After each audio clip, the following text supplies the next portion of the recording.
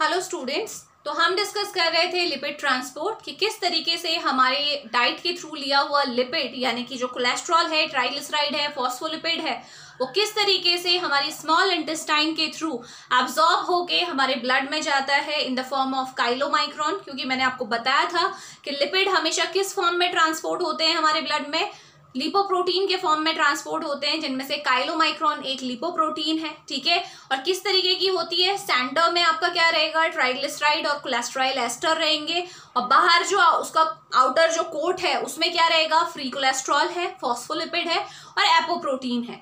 Apoprotein की importance मैं आपको बता चुकी थी कि ये एपोप्रोटीन ही है जिन्हें हमारी लीवर सेल के जो रिसेप्टर्स होते हैं रिकॉग्नाइज करते हैं, और तब जाके जो लिपोप्रोटीन का अपटेक हो पाता है, वो हमने डिटेल में देखा था ना। जो फर्स्ट पार्ट है वो पहले आप देख लीजिए, ओके, इसी का कंटिन्यूएशन हमारा ये लेक्चर रहेगा। सो अभी हमने क्या देखा था कि किस तरीके से डाइट के थ्रू लिया हुआ जो भी आपका लिपिड था वो काइलोमाइक्रोन के फॉर्म में हमारे लिम्फ से होता हुआ हमारे ब्लड में पहुंचा। जो काइलोमाइक्रोन था उसमें ट्राइग्लिसराइड ज्यादा था और कोलेस्ट्रॉल कम था। मैंने बताया था दो वेरिएशन आपको देखने को मिलेंगी टाइप ऑफ लिपोप्रोटीन में। पहला, कोलेस्ट्रॉल और आपके ट्राइग्लिसराइड का रेशियो, कितना कोलेस्ट्रॉल है कितना ट्राइग्लिसराइड है, हर किसी लिपोप्रोटीन के केस में ये वैरी करेगा। और दूसरा टाइप ऑफ एपोप्रोटीन, जो एपोप्रोटीन आपने काइलोमाइक्रोन में देखी थी वो कौन सी थी, एपो बी। ठीक है, एपो बी 48। तो अभी हमने क्या देखा कि काइलोमाइक्रोन जब ब्लड में आता है तो इसके अंदर ये हमारा ब्लड सर्कुलेशन है, इसमें काइलोमाइक्रोन आ चुका था। कहाँ से आया था, हमारी स्मॉल इंटेस्टाइन से। काइलोमाइक्रोन में प्रेजेंट जो ट्राइग्लिसराइड था, इसका हमें पता है कि पूरी हमारी जो ब्लड वेसल है उसके अंदर क्या होता है, हमारी लाइनिंग में इंटिमा के ऊपर वेस्कुलर एंडोथेलियम प्रेजेंट होता है, और वहां पे स्पेसिफिक एंजाइम हमारे पास प्रेजेंट है, लिपोप्रोटीन लाइपेज। यानी कि ये वो एंजाइम है जो लिपोप्रोटीन को तोड़ेगा। तो क्या करेगा ये लाइपेज एंजाइम, काइलोमाइक्रोन में प्रेजेंट ट्राइग्लिसराइड को ब्रेक करेगा और इसमें से फ्री फैटी एसिड और ग्लिसरॉल रिलीज होकर हमारे टिश्यूज में, मसल्स में चले जाएंगे और वहां यूज हो जाएंगे। क्योंकि फ्री फैटी एसिड आप जानते हो इनका ऑक्सीडेशन होता है, हमें एनर्जी मिलती है ना।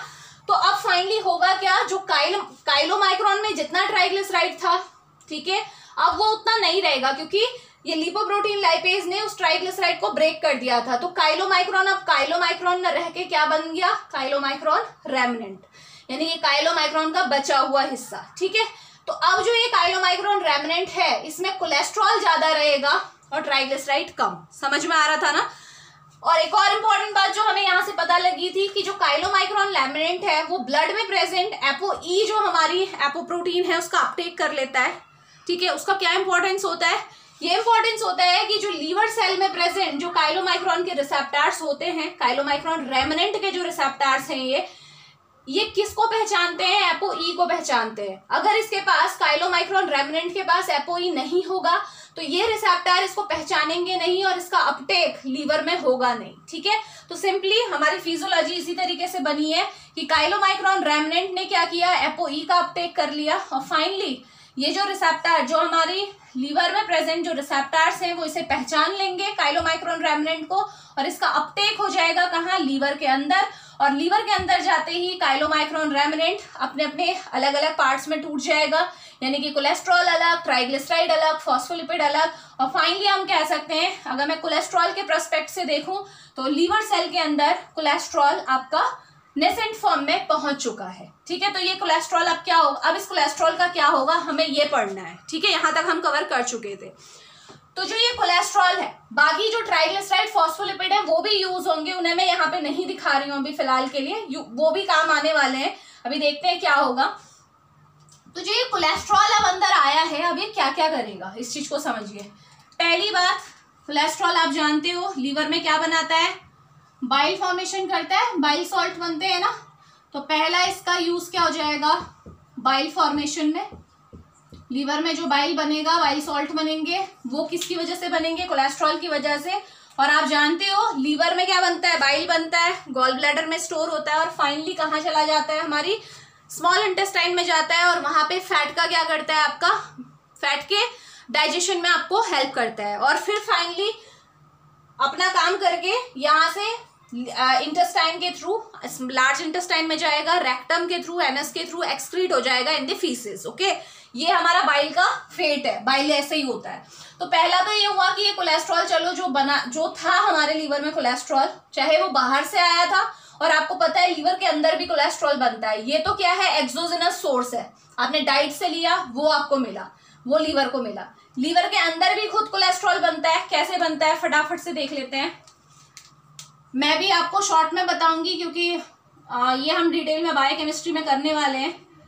HMG कोएंजाइम A, ठीक है, HMG कोएंजाइम A सबसे पहले किस में कन्वर्ट होता है, आपका मेवलोनिक एसिड में कन्वर्ट होता है।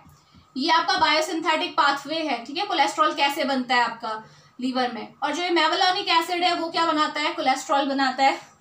ये जो HMG कोएंजाइम है वो मेवलोनिक एसिड में किसकी प्रेजेंस में कन्वर्ट होता है, आपका एक एंजाइम होता है HMG कोएंजाइम A रिडक्टेज। तो इस तरीके से कोलेस्ट्रॉल बनता है हमारे लीवर में।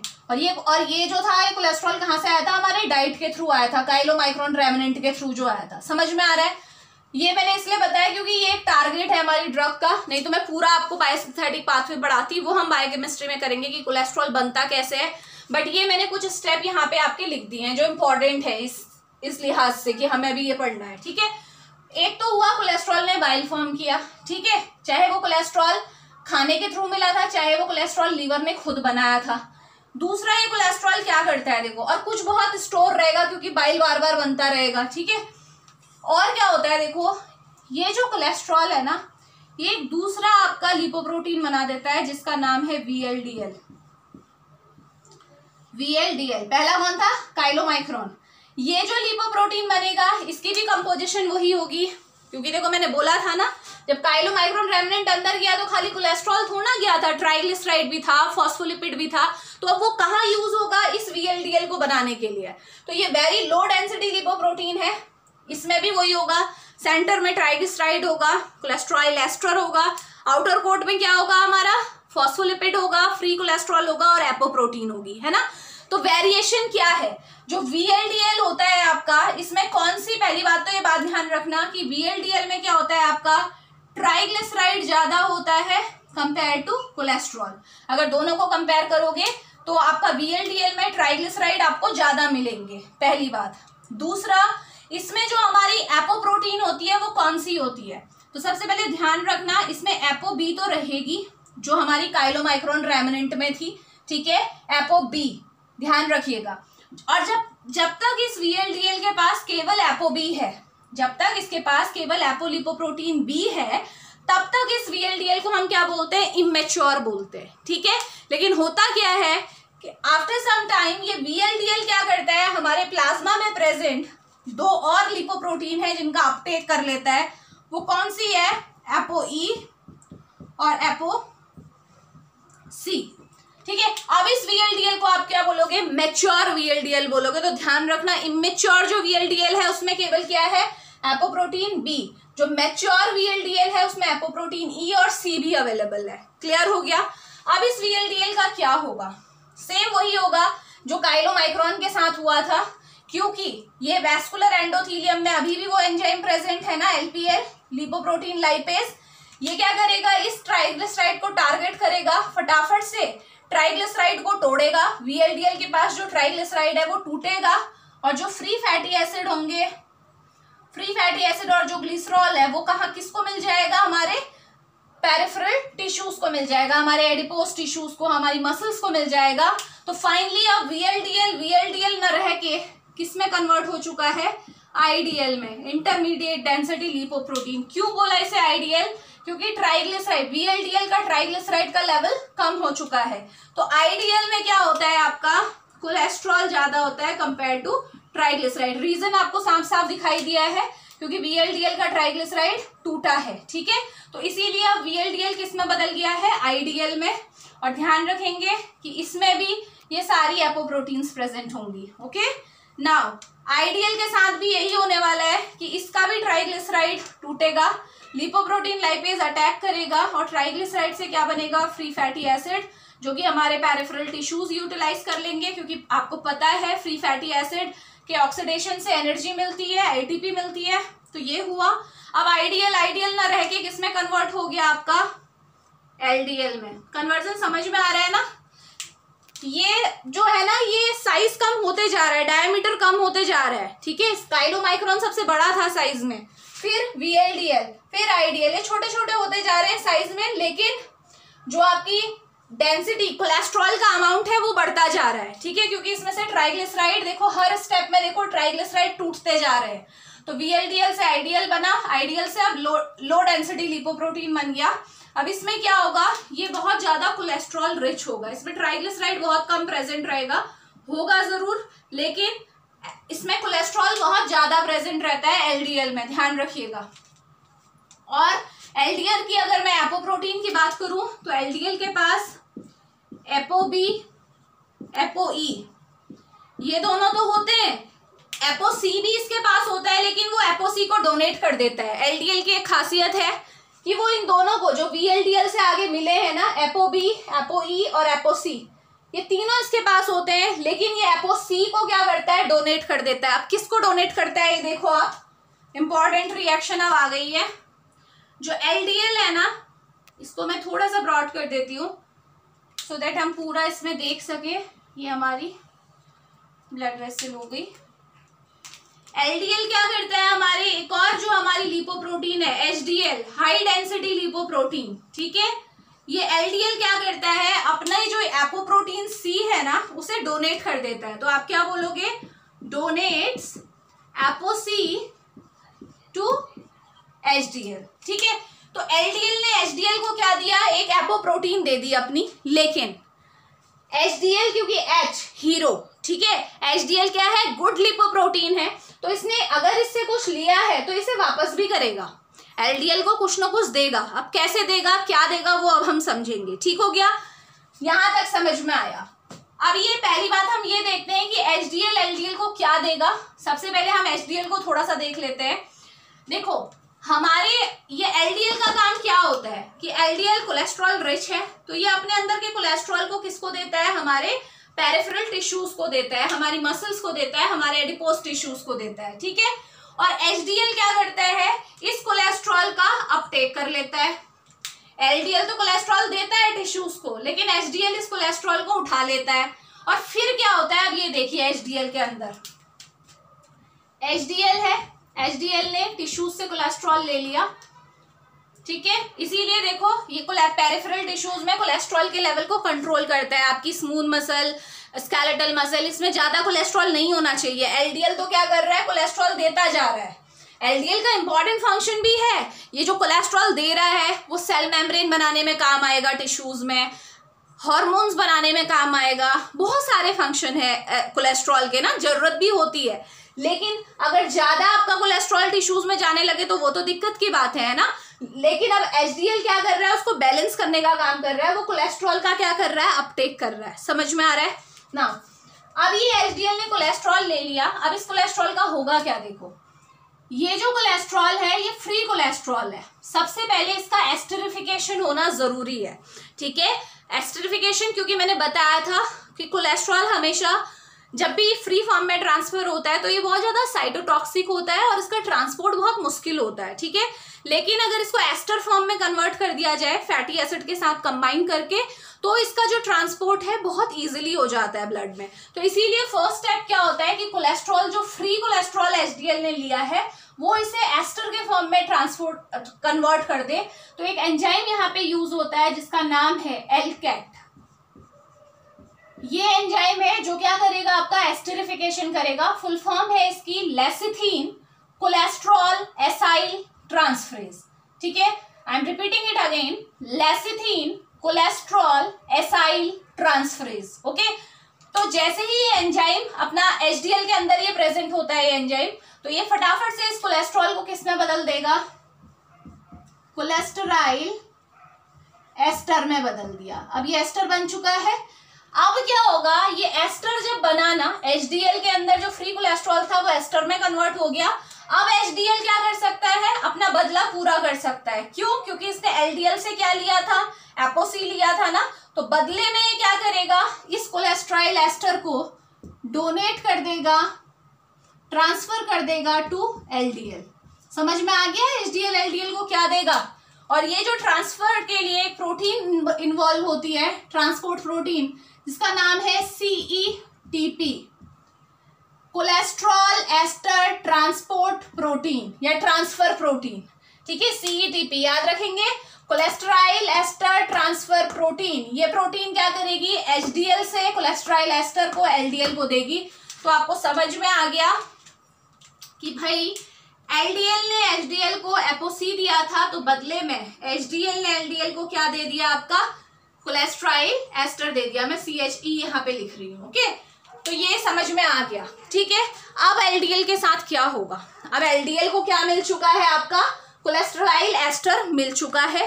अब ये LDL इस एस्टर का क्या करेगा और क्या आगे प्रोसेस होगी, ये समझते हैं। ठीक है, इन दोनों के बीच में ये सारा आप समझ चुके हैं। अब क्या होता है, देखो हमारी जो ये लीवर है ना, लीवर में जो सेल्स होंगी, सपोज ये हमारा एक हिपैटोसाइट है, इसमें हमारे क्या होते हैं, एक और टाइप के रिसेप्टर प्रेजेंट होते हैं। कौन से ये रिसेप्टर हैं, ये रिसेप्टर का नाम है आपका LDL रिसेप्टर। ठीक है, और ये रिसेप्टर किसको पहचानते हैं, ApoB और ApoE, जो किसके पास है, LDL के पास है, इसीलिए ने क्या बोला हमने, LDL रिसेप्टर। तो फटाफट से ये जो रिसेप्टर हैं ये LDL का अपटेक कर देंगे। जो LDL है इसका अपटेक हो जाएगा कहाँ, लीवर सेल्स के अंदर, और वापस से ये जो LDL है ये अपने अंदर के कोलेस्ट्रॉल को छोड़ेगा, और ये कोलेस्ट्रॉल जो है हमारे लीवर में क्या हो जाएगा, स्टोर हो जाएगा। समझ में आ रहा है लीवर में स्टोर कैसे हुआ। तो देखो LDL जब तक नॉर्मल लेवल में ब्लड में है तो ये अपटेक की प्रोसेस का होना जरूरी नहीं है। अपटेक हमेशा याद रखना कि जो LDL का अपटेक हो रहा है ना, ये उसी केस में होगा जब लीवर के अंदर कोलेस्ट्रॉल की कमी होगी। ठीक है, अगर लीवर के पास इनफ अमाउंट में कोलेस्ट्रॉल है तो वो LDL को नहीं अपटेक करेगा। ये हमारा एक टारगेट होता है ड्रग का। हम क्या करते हैं, यहाँ से कोलेस्ट्रॉल को यूज करवा देते हैं, ठीक है, ताकि ये LDL का फटाफट से अपटेक होने लगे। तो ध्यान में ये पॉइंट जरूर रखना कि LDL का अपटेक इन रिसेप्टर्स के थ्रू उसी सिचुएशन में होगा जब आपका कोलेस्ट्रॉल का लेवल हमारी लीवर सेल्स के अंदर कम होगा। ठीक है, ये मैंने प्रोसेस आपको बता दी कि LDL का अपटेक हो गया। ठीक है, और आपको पता है जब भी कोई लिपोप्रोटीन का अपटेक होता है तो सेल के अंदर जाने के बाद वो अपने कंपोनेंट्स में टूट जाती है। फॉस्फोलिपिड अलग, ट्राइग्लिसराइड अलग, कोलेस्ट्रॉल अलग, और सारे अकॉर्डिंगली यूज्ड हो जाते हैं जिस भी प्रोसेस में जिसका यूज होना है ना। जैसे फॉस्फोलिपिड है, हमारी बाइलेयर बनाने के काम आता है ना। तो ये सारी चीजें आपको ध्यान में रखनी है। तो ये क्या है, आपका पूरा लिपिड का ट्रांसपोर्ट है कि लिपिड जब हम खाने के थ्रू ले रहे हैं, ठीक है, तो वो किस तरीके से ट्रांसपोर्ट हो रहा है, किस फॉर्म में हो रहा है, लिपोप्रोटीन के फॉर्म में, और कैसे लिपोप्रोटीन अपनी फॉर्म्स को चेंज कर रहा है। जैसे जैसे फ्री फैटी एसिड्स निकलते जा रहे हैं, जैसे काइलोमाइक्रोन से क्या बना, काइलोमाइक्रोन रेमनेंट बना, काइलोमाइक्रोन रेमनेंट लीवर में गया, उसके बाद लीवर में जो था कोलेस्ट्रॉल बना, तो कोलेस्ट्रॉल से फिर VLDL बना, वेरी लो डेंसिटी लिपोप्रोटीन। इससे फिर फ्री फैटी एसिड निकले तो क्या बन गया, IDL, इंटरमीडिएट डेंसिटी लिपोप्रोटीन। इससे फ्री फैटी एसिड निकले तो क्या बन गया, LDL, जिसमें कोलेस्ट्रॉल बहुत ज्यादा था। नाउ जो ये LDL है ये क्या करेगा, हमारे जो पेरिफेरल टिश्यूज हैं उनको कोलेस्ट्रॉल देगा, क्योंकि सबको कोलेस्ट्रॉल की जरूरत है सेल मेम्ब्रेन बनाने के लिए, हार्मोन सिंथेसिस करने के लिए। और एक और चीज यहाँ पे, एक और लिपोप्रोटीन का इन्वॉल्वमेंट आएगा, वो क्या है, HDL, हाई डेंसिटी लिपोप्रोटीन, जो हमारे ब्लड में प्रेजेंट होता है। ये क्या करता है आपका, जस्ट इसका अपोजिट काम करता है। ये कोलेस्ट्रॉल क्या कर रहा है, टिश्यूज को दे रहा है, ये कोलेस्ट्रॉल टिश्यूज से वापस ले रहा है। इन दोनों के बीच में एक साझेदारी होती है, वो क्या है कि LDL क्या करता है, अपना एपोप्रोटीन C HDL को डोनेट करता है, और HDL उसके बदले में क्या करता है, अपने अंदर जो कोलेस्ट्रॉल एस्टर बना है वो LDL को डोनेट करता है। और फाइनली अगर कभी भी ऐसा हो कि कोलेस्ट्रॉल का लेवल लीवर में कम हो रहा है, क्योंकि कोलेस्ट्रॉल को यूज होना है बाइल बनाने के लिए, है ना, और भी फंक्शंस हैं, अगर ऐसा हो रहा है कि कोलेस्ट्रॉल का लेवल कम है तो फटाफट से ये LDL का अपटेक हो जाएगा बाय दीज LDL रिसेप्टर। क्योंकि ये LDL के रिसेप्टर जो है लिमिटेड होते हैं, तो लिमिटेड अमाउंट ऑफ LDL आपका क्या होता है, अपटेक होता है। ऐसा नहीं कि सारा का सारा अपटेक हो जाएगा।